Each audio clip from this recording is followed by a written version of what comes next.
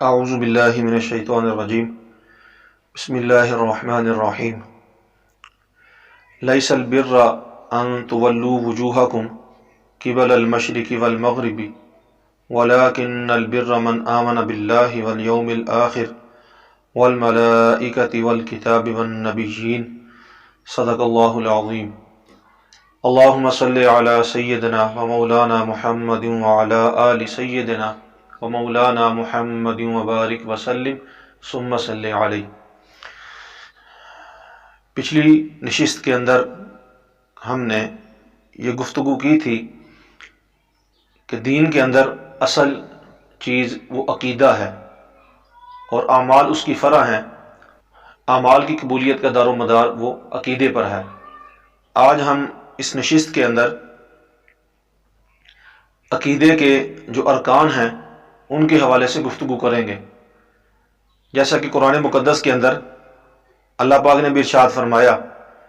کہ لیس البر ان تولوا وجوہکم قبل المشرق والمغرب ولكن البر من آمن باللہ والیوم الآخر والملائکۃ والکتاب والنبیین، کہ نیکی یہ نہیں کہ تم اپنے چہروں کو مشرق و مغرب کی طرف پھیر لو، دراصل نیکی یہ ہے کہ جو شخص ایمان لائے اللہ پر، روز آخرت پر، کتابوں پر، انبیاء پر اور فرشتوں پر۔ اور اسی طرح تقدیر کے حوالے سے بھی اللہ پاک نے فرمایا 27ویں سپارے کے اندر کہ ہم نے ہر چیز کو ایک اندازے کے مطابق پیدا فرمایا۔ وَكُلُّ شَيْءٍ خَلَقْنَاهُ بِقَدَرٍ وَمَا أَمْرُنَا إِلَّا وَاحِدَةٌ كَلَمْحٍ بِالْبَصَرِ، کہ ہر چیز کو ہم نے ایک اندازے کے مطابق پیدا فرمایا ہے اور نہیں ہوتا ہمارا حکم مگر ایک پلک جھپکنے کے برابر۔ تو نبی مکرم صلی اللہ تعالی علیہ وسلم نے بھی یہ جو ایمان اور عقیدے کے ارکان ہیں ان کو حدیث جبریل کے اندر بیان فرمایا کہ جب جبریل امین علیہ السلام نے نبی کریم علیہ السلام سے سوال کیا تھا کہ مل ایمان یا رسول اللہ صلی اللہ علیہ وسلم، تو نبی کریم علیہ السلام نے فرمایا تھا ان تؤمن باللہ وملائکتہ وکتبہ ورسلہ والیوم الآخر وتؤمن بالقدر خیرہ وشرہ، یہ کہ ایمان لاؤ اللہ پر، فرشتوں پر، رسولوں پر، کتابوں پر، آخرت کے دن پر اور تقدیر کے خیر و شر پر۔ یہ وہ 6 چیزیں ہیں جو ارکان ایمان اور عقیدے کی بنیاد ہیں، جن کے اوپر ایمان لانا لازمی اور ضروری ہے۔ اگر کسی شخص نے ان میں سے کسی ایک چیز کا انکار کر دیا یا اس کے دل کے اندر ان میں سے کسی ایک چیز کے بارے میں شک یا تردد پیدا ہو گیا تو ایسے انسان کا ایمان مشکوک ہو جائے گا اور وہ دار اسلام سے خارج سمجھا جائے گا۔ اس میں جو سب سے پہلی چیز ہے وہ ہے ذات باری تعالیٰ پر ایمان، کہ اللہ کی ذات پر ایمان ہونا چاہیے۔ پھر اللہ رب العزت پر ایمان کے حوالے سے 4 چیزیں ہیں۔ پہلی چیز وجود باری تعالیٰ پر ایمان، دوسری چیز اللہ رب العزت کی الوہیت پر ایمان، تیسری چیز اللہ رب العزت کی ربوبیت پر ایمان، اور چوتھی چیز ہے اللہ رب العزت کے اسماء و صفات کے اوپر ایمان۔ اس میں جو سب سے پہلی چیز ہے وجود باری تعالیٰ، اس کے اوپر کائنات کی ہر چیز وہ دلالت کرتی ہے۔ مثلا فطرت ہے، فطرت اس بات کی متقاضی ہے اور اس بات کا تقاضا کرتی ہے کہ اللہ کی ذات کو تسلیم کیا جائے اور مانا جائے۔ جیسے اس کی واضح مثال ہمارے سامنے اصحاب کہف ہے،